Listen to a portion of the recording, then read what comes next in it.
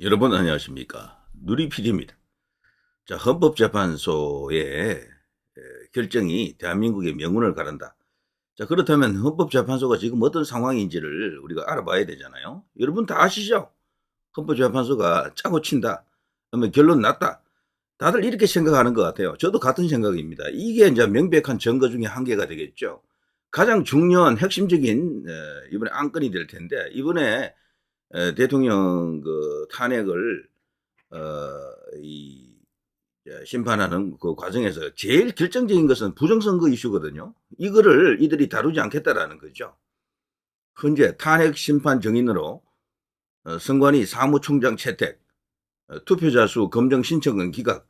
자, 투표자 수를 이렇게 검증하는 것을 포기한다라는 것은 이 부정선거 이슈는 아예 취급도 안 하겠다라는 그걸로 이해하면 됩니다.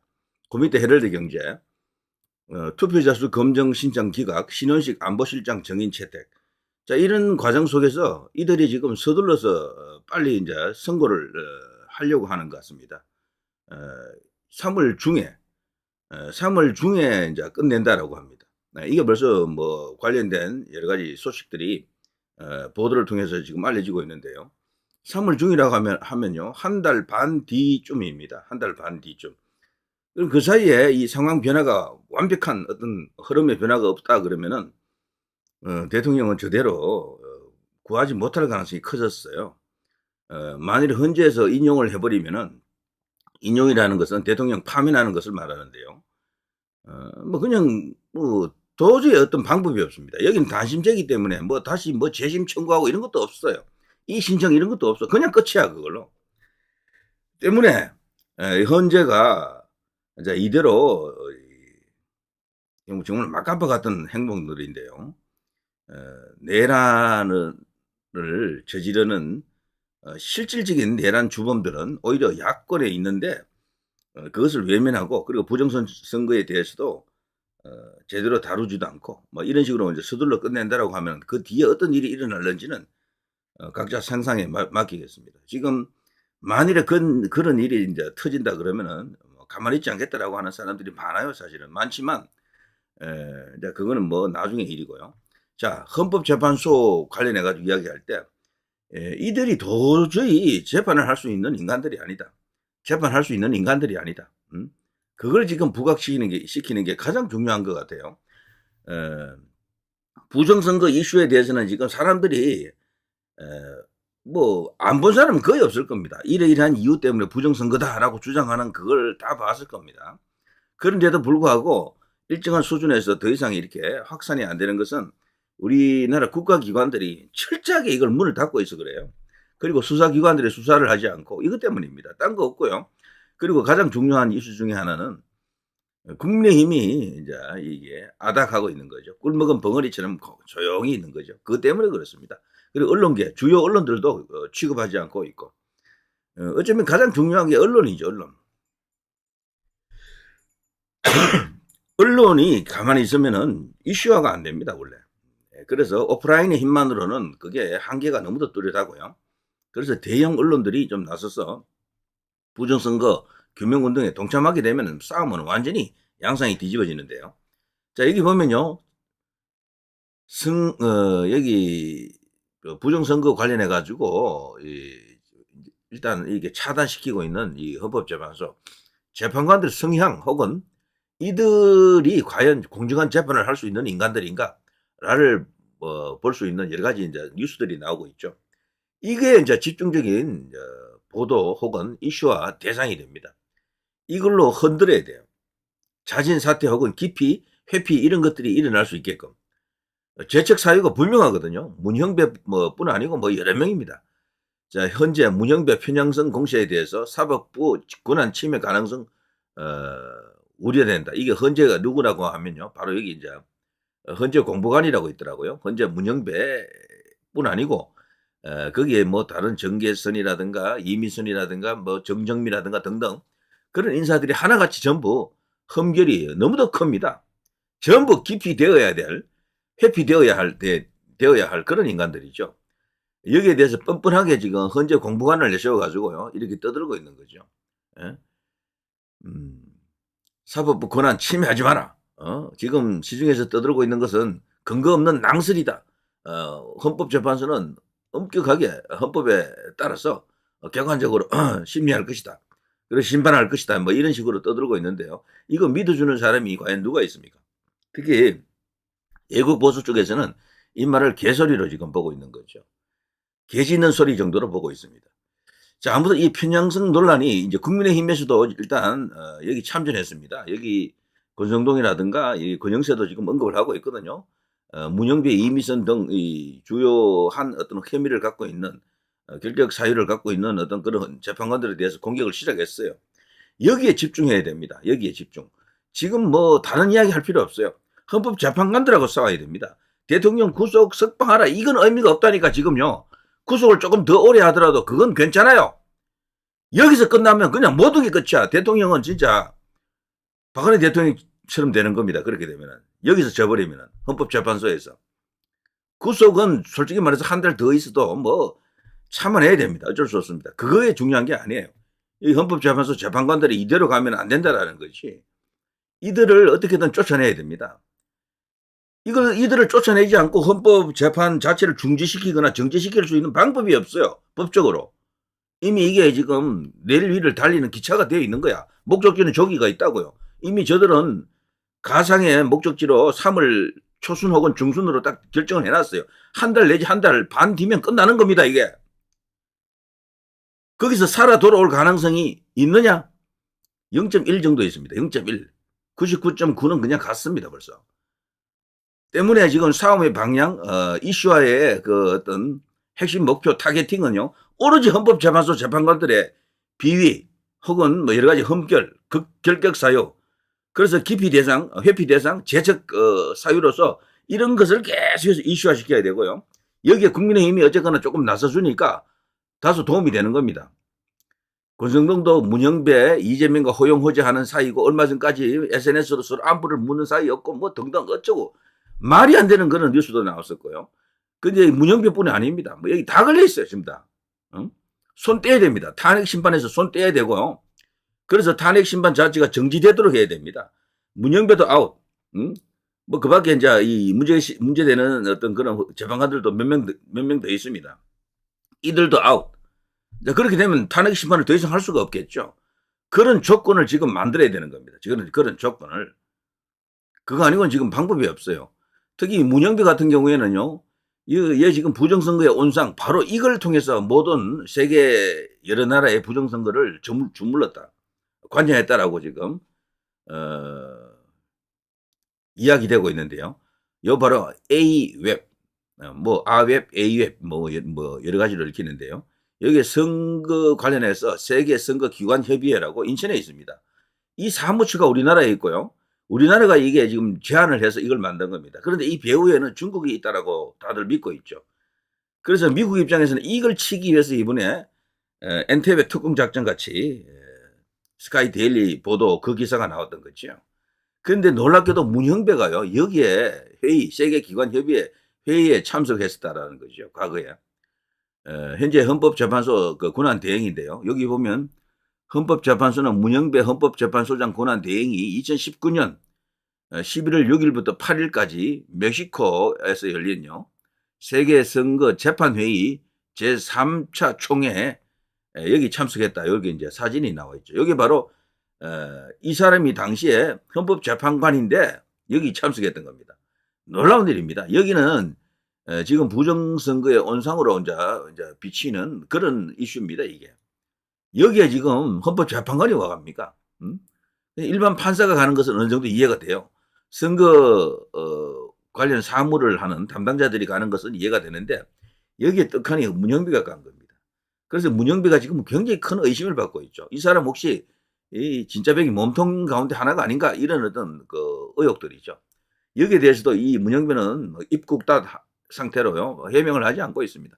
지금 스카이데일리뿐 아니고요. 지금 인터넷 커뮤니티에서는 이 A웹이 진짜 핵 중 핵이다. 선거관리위원회와 함께 양대 축인데요. 하나죠, 사실은. 이 A웹은 국가로부터 아무런 견제와 통제를 받지 않습니다. 우리나라로 그 정부기관으로부터 통제를 안 받아요. 감사 대상도 아니고. 그래 국회에 뭐 출석금 그것도 없습니다. 다만 오직 하나 중앙선거관리위원회 감시 감독을 받게 돼 있죠. 이 기관이 지금 현재 사무총장 체제로 되어 있는데 한국인이죠. 네. 전라도 출신의 한국인이 거기 지금 사무총장으로 있습니다.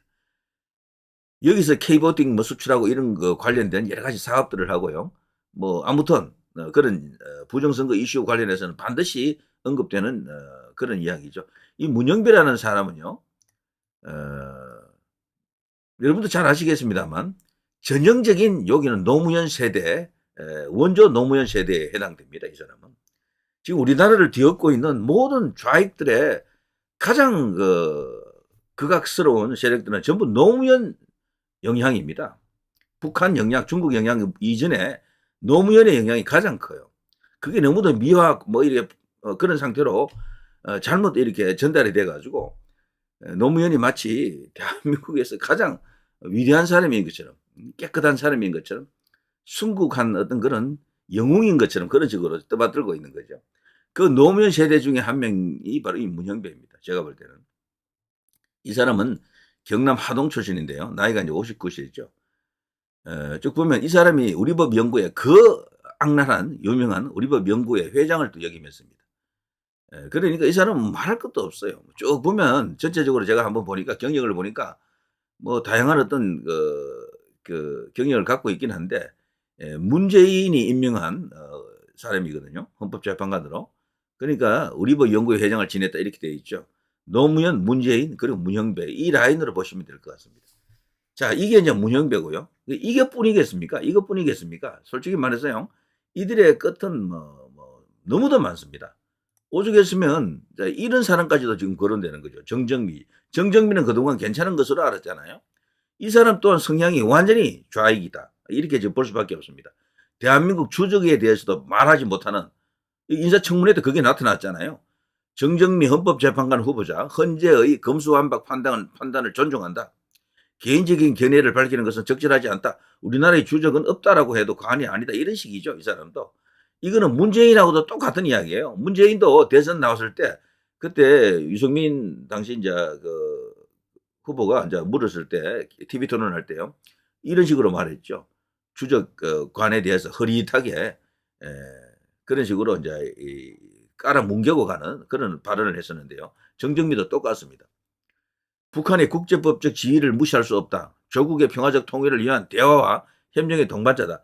같은 민족이다 이런 거죠. 원래 민족을 앞세우게 되면요. 이게 이제 종북 좌익의 어떤 색채가 있는 게 아닌가 이렇게 이제 보는 겁니다. 자, 거기다가 정정미 헌법재판관 후보자 동성애와 차별금지법 옹호 발언, 성소수자 발언에 또 여기 충실합니다. 전형적인 좌익 카테고리 안에 들어가는 인물이겠죠. 자, 이런 사람이 과연 헌법재판관으로서 이 제대로 판결할 수 있겠습니까? 특히 시국 사건, 그 윤 대통령 탄핵 사건은 그야말로 이념이 집대성된 그런 재판일 수도 있어요. 그러니까 이게 답이 딱 나와 있는 거지. 전혀 기대할 수 없는 그런 인간이고요. 뭐 다 나와 있습니다. 뭐 이런 식으로 성소수자 혹은 뭐 그들이 말하는 진보적 어떤 그런 주장을 펼친다. 문형배나 여기 정정배나 전 차이가 전혀 없다라고 봅니다. 그리고 이 사람은요. 또 이 그 뭐 농토를 또 이렇게 자기 이름으로 사 가지고 뭐 자기 모친이 뭐 그걸 또 이용하고 어쩌고 저쩌고 이런 과정 속에서 불미스러운 그런 어떤 이슈도 있었죠. 아무튼 이 정정미가 있고 말이죠. 문영배, 정정미 둘 다 기피 대상이 되어야 합니다. 자, 이런 것을 이슈화해야 되겠죠. 전체적으로 가장 또 문제가 큰 것은 이것이죠. 이미선, 정계선. 여기 보면요. 이미선의 남편이 이재명을 살려준 그 권순일이 있는 법무부인 YK의 변호사로 근무하고요. 그러니까 권순일과 이재명을 같은 인물로 동일시해 놓고 보면은 이 또 말이 안 되는 조합이고요.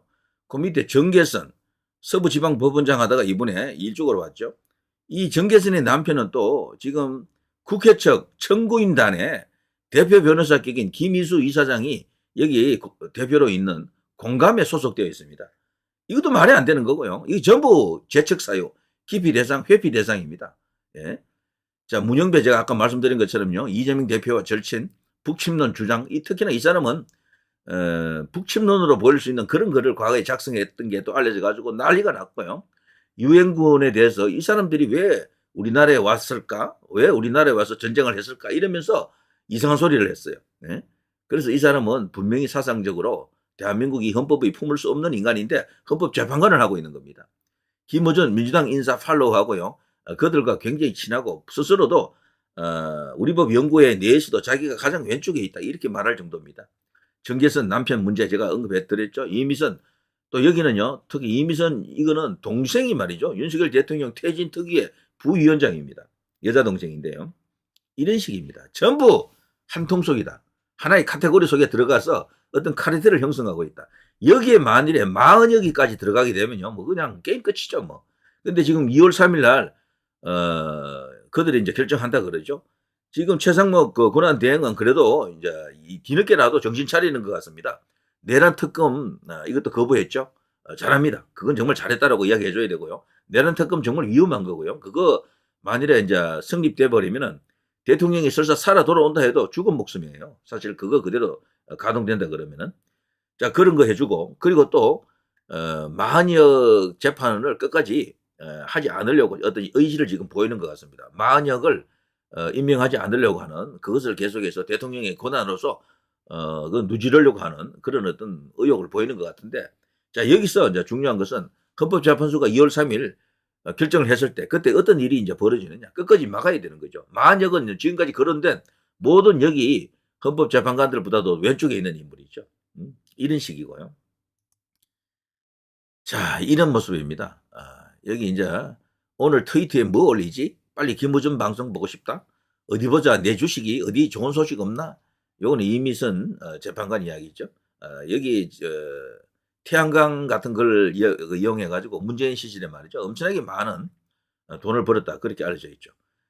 정말 주식의 고수들입니다. 이거 고급 정보 없이 그렇게 가능했을까라고 하는 생각도 들어가는데요.